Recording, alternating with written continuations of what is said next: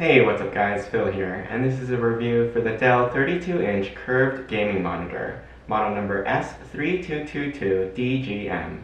Thank you to Best Buy for sending me this product for free to try. The stand base is roughly shield-shaped and measures 9 inches by 11 inches and 1 inch tall. It has 2 metal support posts at the back and a thumb screw on the bottom. To assemble, place the stand column onto the posts and tighten the thumb screw.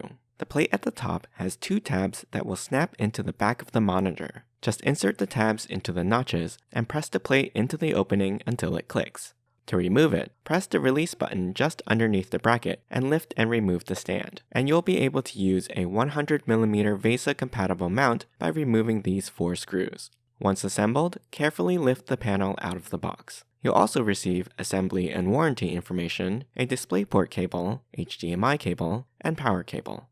The monitor measures 28 inches wide with a 16-inch screen height and 32-inch diagonal. With the stand, it weighs 21.5 pounds. The included stand doesn't swivel, nor can the screen be rotated to portrait orientation. However, the height is adjustable, with a minimum height of 18 inches and max of 22 inches. You can tilt the screen around 30 degrees to pitch up or slightly down. The curvature of the screen is 1800R, so the optimal viewing distance for the screen is 2 to 4 feet away. The bezels around the screen are quite thin, though keep in mind there's about a 1/4 inch gap from the viewable screen to its edge. The power button is located in the lower right-hand corner on the bottom edge. OSD menu controls are located at the back of the panel. There's a 5-way clickable joystick and 4 buttons below it. The inputs for this monitor are vertically oriented, and you have the power port and Kensington lock slot on the left, 2 HDMI inputs on the right, a DisplayPort input, and audio out jack. Note that this monitor doesn't have built-in speakers. However, it can pass through audio from the video inputs to headphones or external speakers.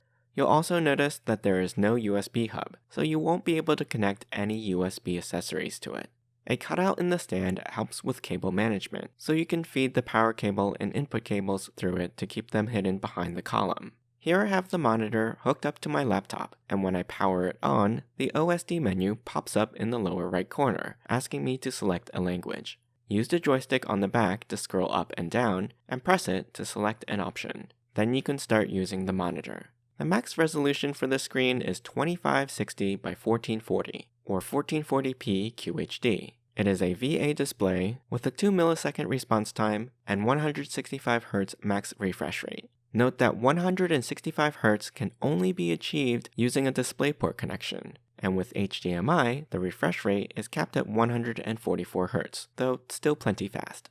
The max brightness for this monitor is 350 nits, and it's noticeably brighter than my previous gaming monitor, which only had 250 nits, which is especially helpful in a brightly lit room. At full brightness though, it was a tad intense, so I set the color mode to Comfort View, which is Dell's low blue light setting that reduces eye strain and fatigue. This mode will impact color accuracy though, so you may need a different mode for creative work where color accuracy is important.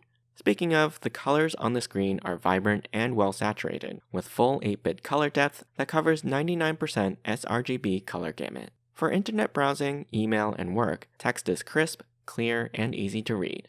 If you're switching from a flat screen monitor, it might take some getting used to the slight distortion of straight lines on a curved display.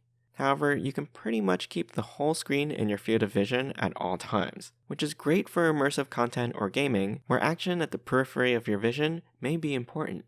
The contrast of this monitor is very good at 3000 to 1, producing dark blacks and bright whites. Performance is uniform across the screen, provided you're centered in front of it. But because this is a VA panel, there can be a slight color shift at off angles. This monitor can support both Adaptive Sync for AMD FreeSync Premium and G-Sync via the DisplayPort, though performance and compatibility aren't always guaranteed. Adaptive Sync over HDMI is only available with AMD GPUs. For me, G-Sync appeared to be working just fine with my RTX 3070, and gaming in large, fast-paced arenas like Fortnite and Counter-Strike was super smooth with tear-free motion. You can customize 3 of the OSD buttons to change various settings like preset modes, dark stabilizer, and brightness and contrast from the OSD menu. Interestingly, there's also a soft blue downlight at the center of the screen that you can toggle on or off by simply tapping under the logo. But you can disable it in the menu, as well as the white light in the power button. Overall, I'm pretty happy with the performance of this monitor for gaming. It's fast, smooth, bright, and responsive, and the curvature allows for a more immersive experience. It's even pretty decent for watching movies and productivity or creative work, if you don't mind that lines and grids will look curved as you track your eyes across them. However, if you don't need all that screen real estate, you can simply work in a smaller window centered on the screen instead. I hope you enjoyed this review. You can ask me any questions in the comments. I'll put a link to the product in the description below. Don't forget to subscribe to my channel and join me next time.